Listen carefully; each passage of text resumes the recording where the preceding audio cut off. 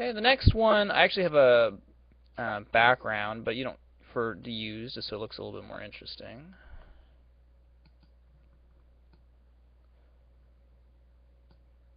So we're going to create some 3D text here.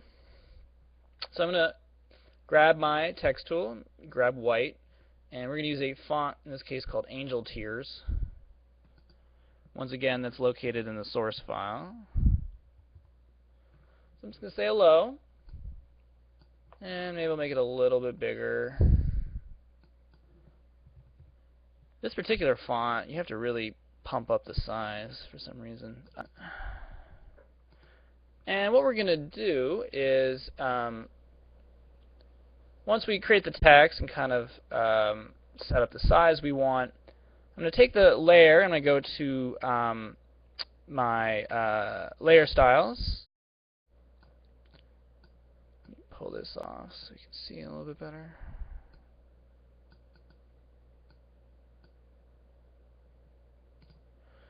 And I'm going to go all the way to the bottom and choose stroke. It's going to open up your layer style menu. And I'm going to set the stroke size to about 1. And I'm going to set it to black. Make sure your fill type is set to color as opposed to pattern or gradient. So I have a little stroke going around my object. So now what we're going to do is we're going to set our tool to the move tool.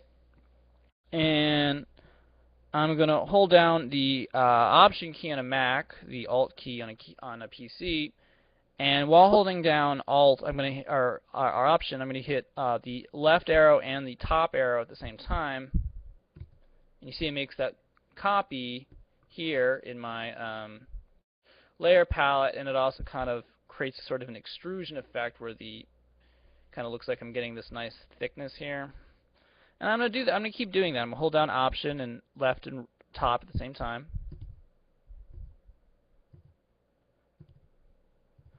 And you can see how my text is now kind of extruding, creating this 3D effect.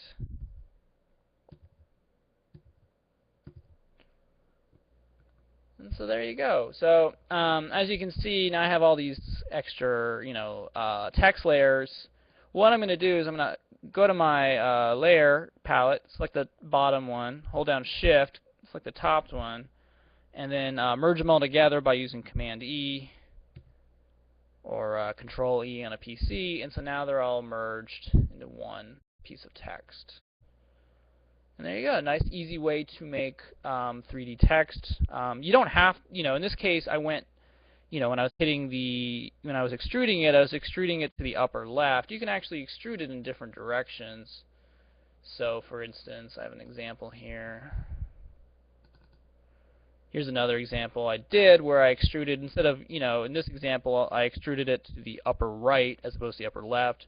In this case, I went to the bottom right instead of the top left or right. So you can see, depending on which direction you go, you're going to get a different type of extrusion. It's going to look a little bit different.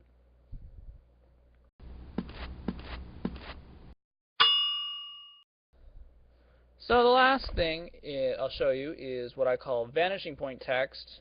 And this is kind of a way of making sort of grungy extrusion. I've done this a lot with sort of posters where I'm deliberately trying to make it look kind of grungy or kind of gritty kind of feeling. So I have a sort of background here. I'm going to make some text.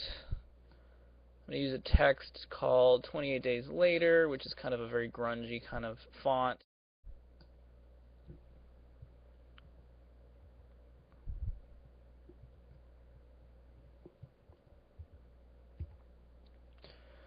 So we're saying skating, maybe make it a little bit bigger. So there's my font, and I'm going to make an extrusion that's going to come from the bottom left. So first thing I'm going to do is just highlight the font, go down to my layer styles, and click on stroke. And I'm going to make my stroke nice and thick so that the stroke between the letters actually starts kind of connecting with one another.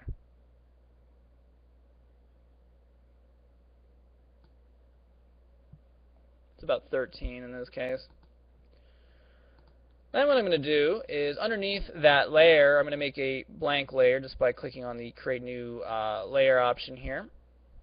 And I'm going to go to the lasso tool selection and grab the polygonal lasso tool. And what I'm going to do, I'm going to start from the upper left-hand corner of my text, click, drag over to the bottom left of my document, click, click, click. So I've already started creating this sort of effect. I'm going to click on the bottom right of the skating here. And just kind of fill in this top area. So I'm kind of going to go back, and I want to complete back at the starting point. Click. So now I have this selection.